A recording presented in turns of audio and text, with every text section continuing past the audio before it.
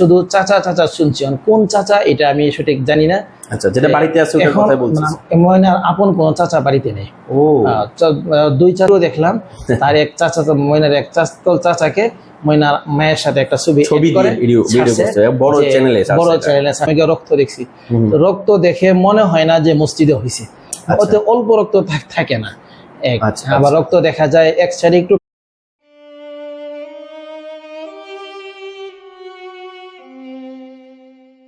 করেছে, যে করুক আজকে হোক কালকে হোক, সেটা তো বের হবে।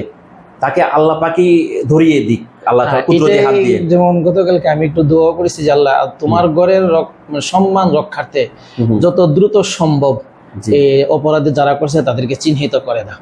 মানে আল্লাহর ঘরের পবিত্রতা রক্ষার্থে, যেন আল্লাহর ঘরে এটার জন্য একটা কলঙ্কিত হয়ে গেছে যে মসজিদও আজকাল নিরাপদ নয়। আচ্ছা হুজুর, আর একটা কথা, আপনারা তো হচ্ছেন সমাজের, আপনাদেরকে মাথা বলা হয়, আইডল, আপনারা আদর্শ। এই ভিডিও শত শত দর্শকদের নিকট যাবে।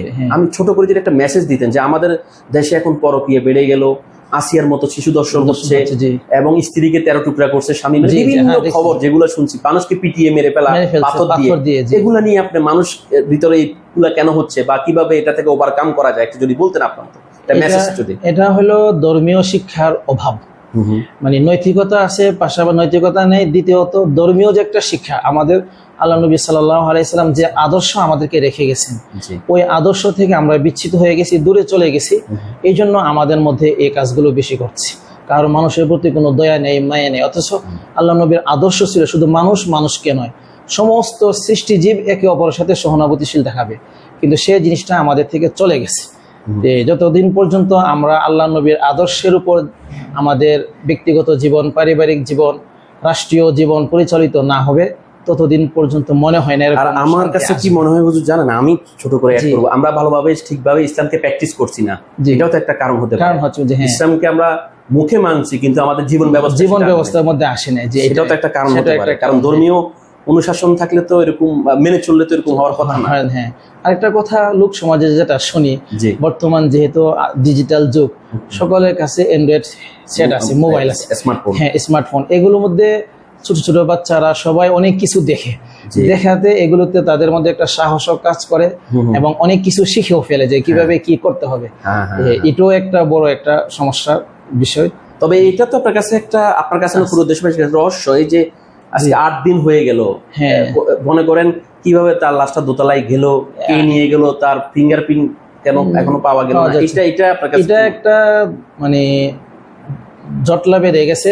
একদিকে যদি মনে হয় যে মসজিদে কাজটা হয়েছে, তাহলে আবার মনে হয় মসজিদে এরকম কাজ হবে। আপনার মনে রক্ত দেখে আসছেন, আছে যখন 7টা দিকে আমি রক্ত দেখছি, রক্ত দেখে মনে হয় না যে মসজিদে হয়েছে, ওতে অল্প রক্ত থাকে না। আবার রক্ত দেখা যায় এক সাইডে একটু কালো, আর এক সাইডে একদম কাঁচা রক্ত দেখা যায়। এটা দেখে মনে হয় যে বাহির থেকে করে নিয়ে আসছে। আবার এটাও চিন্তা আছে বাহির থেকে করে লাশটা কিভাবে মসজিদে ঢুকে নিয়ে আসলো, নিয়ে আসলো, তার পায়ের ছাপ, হাতের এগুলা কি এখনো আইন শৃঙ্খলা বাহিনী কেন পেল না, বা ময়না তদন্তে কি আছে সেটাও তো আমরা জানছি না। এটা এখন পুরো একটা ধূম্রজালের মতন হয়ে গেছে।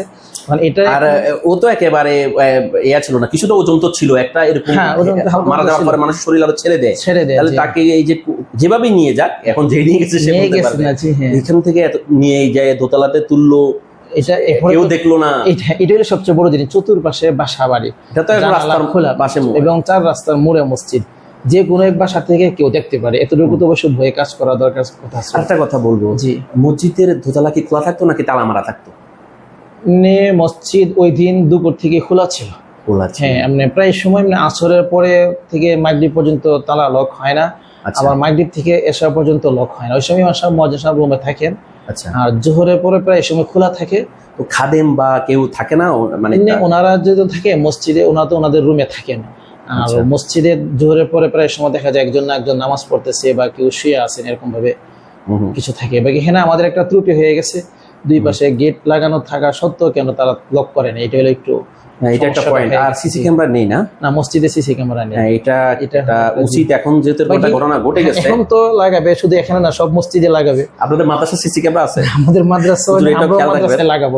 হ্যাঁ, যেহেতু দেখেন হয়তো ঠিক আছে এখানে খরচের ব্যাপার আছে, তারপরেও দেখেন কত বড় একটা সিরিয়াস ঘটনা ঘটে গেছে, জি। যেটা 8-9 দিন এখনো পর্যন্ত কোনো কিছু পাওয়া যাচ্ছে না। এটা আজকে সিসি ক্যামেরা থাকলে বা মসজিদে থাকলে, মাদ্রাসা বা রাস্তায় যদি থাকলে একটা কোনো দোকানে সিসি ক্যামেরা থাকতো ধরা পড়ে যেত বা সহজ হতো আইন শৃঙ্খলা বাহিনী। জি। আরেকটা কথা বলবো, সারাদিন তো মনে হয় অনেক সাংবাদিক আসে আপনার কাছে ইন্টারভিউর জন্য। এখানে আসছে, কয়েকজনই আসছে, আইসা গত পরশু দিনও একজন আসছে, এসে ইয়ে করে নিয়ে গেছেন। জি হ্যাঁ। হুজুর আপনার বাড়ি কোথায়? এটা আমার বাড়ি, আমার নিজস্ব বাড়ি। এখানেই বাড়ি না? এটাই আমার বাড়ি। আপনার ছেলে মেয়ে? আমার 3 মেয়ে 1 ছেলে। আচ্ছা, আপনার মেয়েও তো ওর বয়সী, মানে হ্যাঁ ওর বয়সী। আমার মেয়ের সাথে ওরা স্কুলে একসাথেই পড়ে। ধরেন আপনি একজন বাবা হিসাবে যদি আপনার মেয়ে এরকম হতো, কেমন আপনার অনুভূতি? মানে এটা তো বলার ভাষা রাখে না যে কতটুকু ব্যতীত হতাম। বাকি সে আমার ছাত্রী হিসাবে যে আমার মেয়ে নয় এই জন্য যে আমি ব্যতীত নয়, বিষয়টা এরকম নয়। আমারও মনে কষ্ট, পার্শ্ববর্তী হিসাবে, চাচাতো ভাইয়ের মেয়ে হিসাবে এবং স্টুডেন্ট হিসাবে, ছাত্রী হিসাবে আমার অনেক কষ্ট মনে। আরেকটা জিনিস, কালকে যখন ময়নার বাড়িতে গিয়েছিলাম, ময়না মায়ের সাথে তো কথা বলতে পারলাম না, ওনার মানসিক অবস্থা ভালো নেই। কুবার সাথে কথা বললাম, তাদের আর একটা কষ্ট হচ্ছে যে এখনো তো মেয়ের খুনি শনাক্ত করতে পারলো না।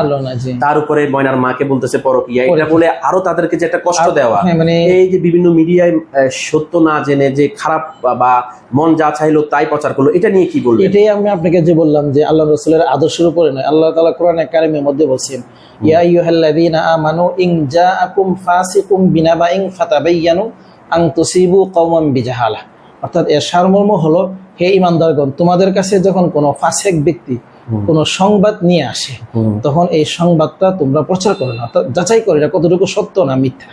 আর হাদিসের মধ্যে আল্লাহ রাসূল বলছেন, কাফা বিল মারই কাযিবান আইয়ুহাদ্দিসা বিকুল্লি মা সামিআ, যে মানুষ মিথ্যাবাদী হওয়ার জন্য এটাই যথেষ্ট, যখন কোনো কিছু শুনে সেটা অন্যের কাছে বর্ণনা করে দেয়। যাচাই করে। একজন সতী নারীকে যদি যেহেতু জানে না, মানে না জেনে একটা কথা বলাও তো এটা ইসলাম এলাও করে না। এবং আপনাদের একটা কথা দুঃখজনক, কয়েকজন হুজুর এটা নিয়ে ওয়াজে করছে যে ময়নার মায়ের পরকীয়ার কারণে এগুলা ভাইরাল আছে। আমি দেখছি, ভিডিওতে দেখছি। এটাকে আপনি একদম শিওর না হয়ে প্রথম কিছু মানুষের লেখা দেখছি, কিছু মানুষের আবার মানে বয়স শুনছি, অনেকে আবার এটাকে মিথ্যা বলছেন, আবার ওনার যারা মিথ্যা বলছেন তাদেরকে আবার অন্যরা আবার ফাঁসাইতেছেন যে না এটা সত্য। এটা আমার কাছে খুব অবাক লাগে যে তারা যেখানে ওয়াজ করতেছে আপনার ওইটা টাইটেল হুজুররা যে এই কাজটা করেন, এই তখন বলতে হবে যে উনি হুজুর হইতে পারে, কিন্তু আল্লাহ যদি হুজুর হয়ে থাকেন সত্যিকার, তো কোরআনের মধ্যে আল্লাহর আয়াত উনি জানেন না, তাহলে হাদিস রাসূলেরটা জানেন না, তাহলে সে হুজুর না। লেবাসদারি হুজুর হতে পারে, বাকি যদি সত্যিকার হুজুর হয় তাহলে সে কখনো কোনো জিনিস যাচাই না করে প্রচার করবে না। এবং এটা তো মিডিয়াটা হচ্ছে মানুষের কাছে যাচ্ছে, হাজার হাজার মানুষ শুনে কথা বলা। আর যেহেতু এত কথা হচ্ছে ময়নার চাচাকে নিয়ে, ছোট চাচাকে, ওনাকে নিয়ে আপনি তো আত্মীয়, ওনার সম্বন্ধে যদি একটু বলতেন, উনি কি করে বা আপনি কতটুকু দেখেছেন? আমি এমনি শুধু চাচা চাচা শুনছি, কোন চাচা এটা আমি সঠিক জানি না। আচ্ছা, যেটা বাড়িতে আছে ওটার কথাই বলছি। ময়নার আপন কোন চাচা বাড়িতে নেই। দুই চাচা বাইরে থাকেন, বাকি ও চাচতল চাচারা আছে বাড়ির পাশে। এখন কে এটা আমার সঠিক জানা নেই। বাকি কত পরশুদিন একটা ভিডিও দেখলাম, তার এক চাচা, ময়নার এক চাচতল চাচাকে ময়নার মায়ের সাথে একটা ছবি বড় চ্যানেলে, এটা আমি দেখছি। আমি ওই পরশুদিন দেখে পরে বুঝলাম যে চাচা যে বলে ওই চাচা, মানে এর আগে আমি এটা হচ্ছে কি মানে করেন, ও কুফা বারবার বলছিল কান্না করে যে আমাদের তো এখনো অপরাধীও ধরতে পারলাম না, তার ভিতরে আমাদের চরিত্র হনন, আমরা তো গলায় ফাঁসি দেওয়া ছাড়া উপায় কোনো গতি নেই। হ্যাঁ এটাই জি, যাক আল্লাহ সবাইকে হেদায়েত দান করুন। এটাই দুঃখজনক যে একটা জিনিস শোনার পরে সাথে সাথে আমরা মিডিয়াতে প্রচার করে দিই। আর বিশেষ করে আরো দুঃখজনক যে আলেম সমাজ কিভাবে এই জিনিসটা প্রচার করে। আচ্ছা, আপনার কি মনে হয় এটা শুধু ভিউ পাওয়ার জন্য নাকি?